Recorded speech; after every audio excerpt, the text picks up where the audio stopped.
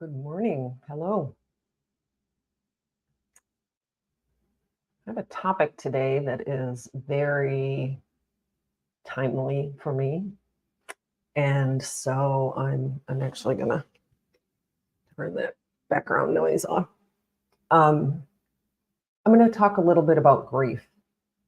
And one of the things that I really want to talk about and share with you is how our brain can offer us a series of emotions, a series of challenges, a series of um, thoughts about the situation that can really be more of a protection mechanism.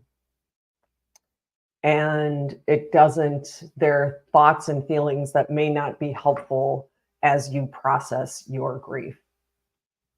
Um, it's a complex, grief is complex. It can come up in a number of different situations. Grief might come up if, a beloved pet passes. Grief will come up grief can come up when you lose a job. Grief can come up at the loss of a relationship, at the loss of just a role. And so it is, I was trying to get the light off my glasses. It can come up in a change of role. You lose a particular role in whether it's a friend group or a work situation. Maybe you were the leader of a particular group and now you're not, you lose certain things along that way. Launching your children into the world. I just spoke with someone yesterday and I recall the same thing. That first year of college, a lot of grief, and not, my husband would say to me, aren't you just really glad she's on this new adventure? And I said, yes, I'm very glad she's on this new adventure. And I was also very sad not to have her around. So there's so many different things, and grief can bring up different emotions.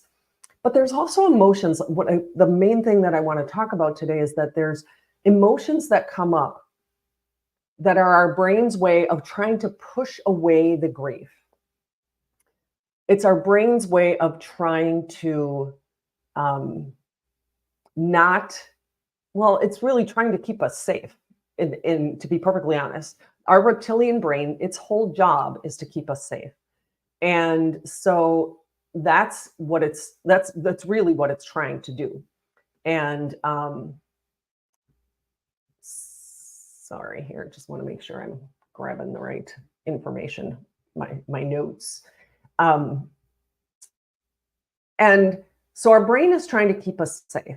And sometimes grief and sadness, we've then acclimated over time that sadness or deep sadness isn't okay. For example, I recall when I was growing up, and this isn't necessarily grief, but sadness wasn't okay all the time because I would get in trouble. I would get yelled at if I got sad when my siblings were in trouble. I would cry when my siblings got in trouble. And so my brain thought that being sad wasn't okay. And so our brains can develop patterns and habits that push away grief, that push away the sadness, that push away those emotions. And they'll offer us different ones in order to something that's easier for us. For example, in the past week or so over the past week, 2 weeks, my sister's health rapidly declined. She was actively dying. And then we had family gatherings in the midst of that, as well as after that. And several things came up for me. And that's why I wanted to share this, is because this is super timely for me. So a few of the things that came up for me were anger, which I think can be pretty normal. I mean, it's one of those, the things that they talk about in the Elizabeth Kubler-Ross, grief waves that, you cycle through. It's not a pattern. You don't just go through the wave once. It's a pattern. And anger can be pretty normal.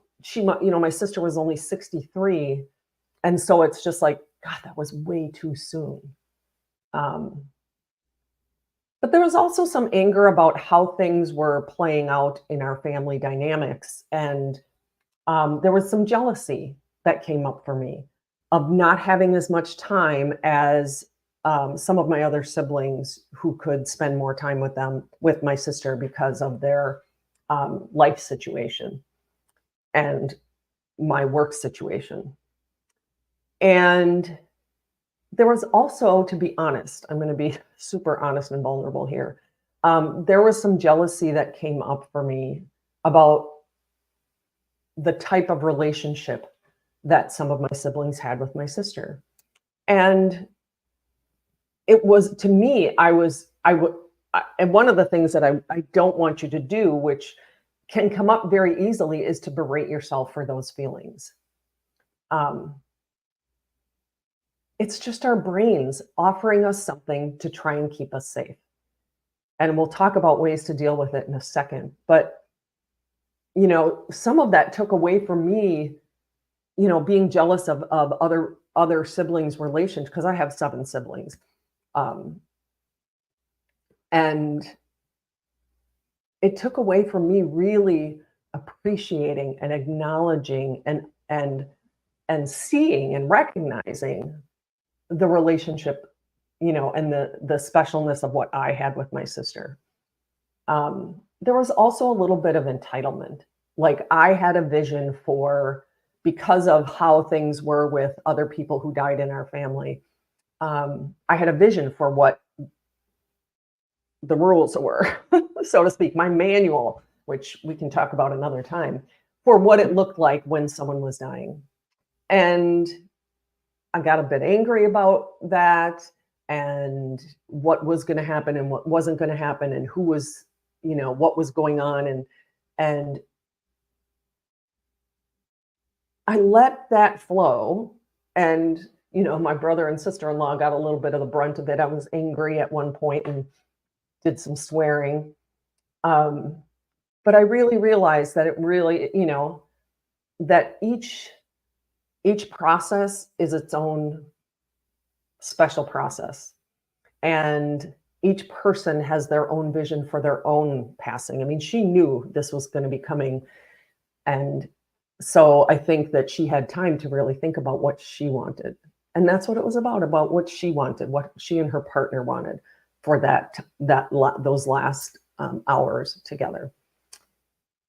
So these emotions, the anger, the jealousy, the entitlement, and there might be others that come up for you: depression, regret, guilt, all these sorts of things that can allow us to spiral into them.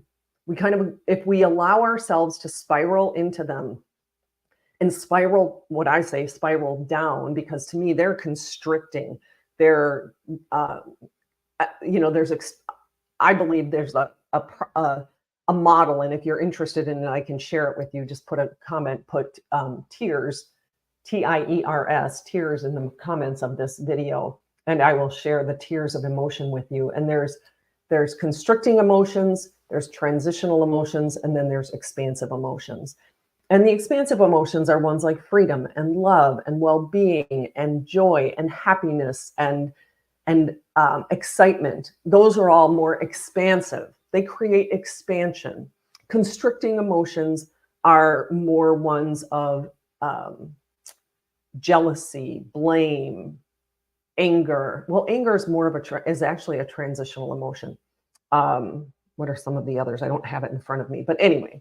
So the constricting emotions, oftentimes if we spiral with them, we will end up doing things, saying things that aren't helpful for us or the people around us. And so when I was feeling some of these things, I could notice this is not something you want to share, Dottie. This is not something you want to verbalize. And so I really took some time to myself, and I'm going to share a couple of strategies. I'm going to go a little longer than I originally planned, but that's fine. We'll probably be about 15 minutes total here. There's a few strategies that I want to offer you when these things come up. When you get into a point of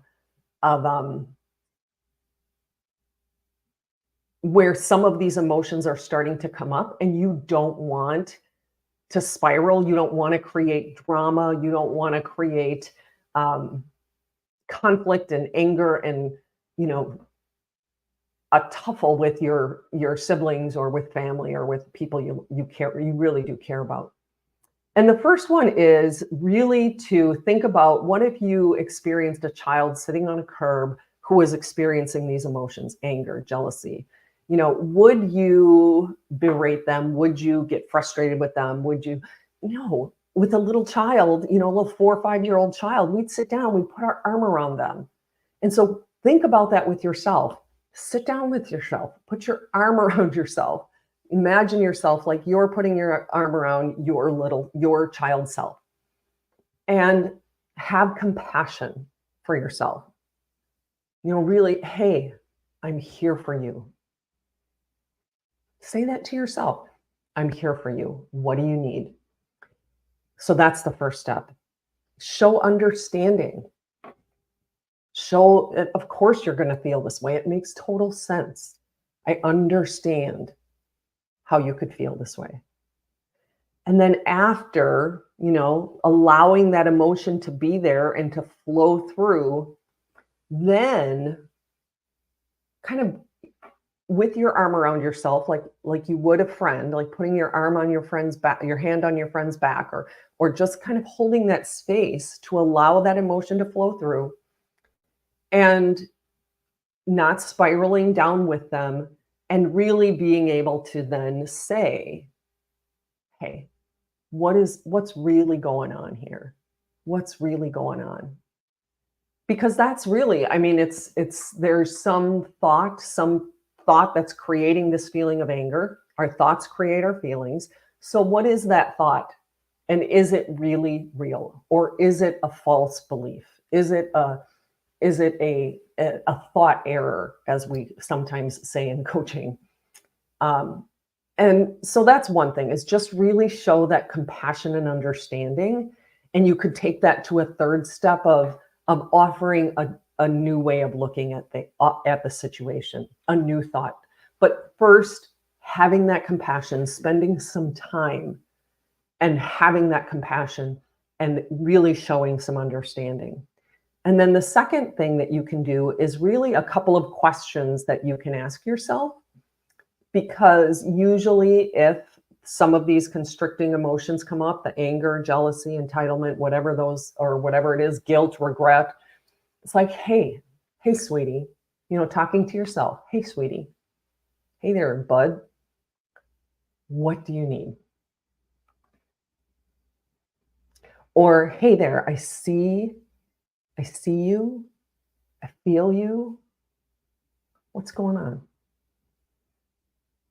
And just see what comes up. Sit somewhere where you've got some time, some space, and just really ask yourself, hey, what's really going on here? And if you have to journal out, and the third thing that I was going to offer you, and this will be in a combination with that second one, is that you could journal out all the anger, all the jealousy, all the entitlement, like journal out all that you're feeling so that you can let that be released. Because if we hang on to it, if we ignore it, if we try to stuff it away, if we say that's not a good thing to think or feel, then it's just going to come back later. You know, think about a toddler with, you know, who wants something, mom, mom, mom, mom, mom, you know, they just don't stop. Those emotions, even if we try to stuff them away, they're just going to come back, and they're going to come back bigger and stronger. So we want to be able to allow them to have their space. And then the last thing that I would offer you is, if there is someone you trust completely, and really, like, you have complete trust in them, and they will hold, you know, you have somebody who can truly hold space for you. And when I mean hold space, they are there for you without judgment. They're not trying to fix things for you unless you ask them to. Who, if you ask them, I just need to vent, or I just need to say some things to get them out, share what's going on with that person. Sometimes verbalizing it can be such a way of releasing it. Just don't spiral down with the emotion and then verbally vomit on your family or on the people you love, or, just, I always say that other humans are not a garbage can with a hairy lid for you to just throw all your garbage into, and not that our thoughts and feelings are garbage, but they're thoughts and feelings that are coming up because it's our brain trying to keep us safe.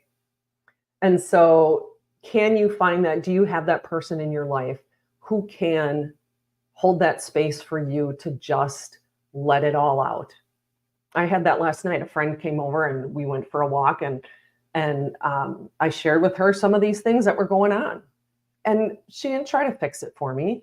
She was just there. She's been through this. She lost her sister at a much younger age, years ago. And so she's been through this before. She understands and could just be there for me. And I was able to just I just was sharing those feelings because they continue to kind of spiral through. They come in waves. And the tools that I've had from coaching really helped me. I'm so thankful for them for the coaching training that I've had recently, to really be able to process this and not make it a big drama or situation with my family. I was able to have all of that, process through it, and come back to, this may sound weird, but clean grief, to really just be in the grief of losing my sister. So that's what I have for you. When you're in grief and all of these other emotions start to come in that might create drama, that might create conflict, that might create all this, 3 strategies: compassion and understanding, just like you would for a small child sitting on a curb crying. Ask yourself the questions: hey, sweetie. Hey, hun. Hey, bud. What do you need? I feel you. I see you. What's going on? And then third is, is there someone you trust completely who you can ask to just hold space for your anger, jealousy, entitlement, grief, whatever it is, and just vent to them for a period of time so that you can allow that emotion to move through your body. For those of you who are in a similar situation, my heart goes out to you. I hope that this is helpful and can help you avoid some of the family drama that I hear all the time about situations like this. And my heart's with you. So if you're grieving, please see how you can use these tools to help those other emotions flow through and not create the drama that most people don't want. Have a great rest of your week, and we'll talk next week.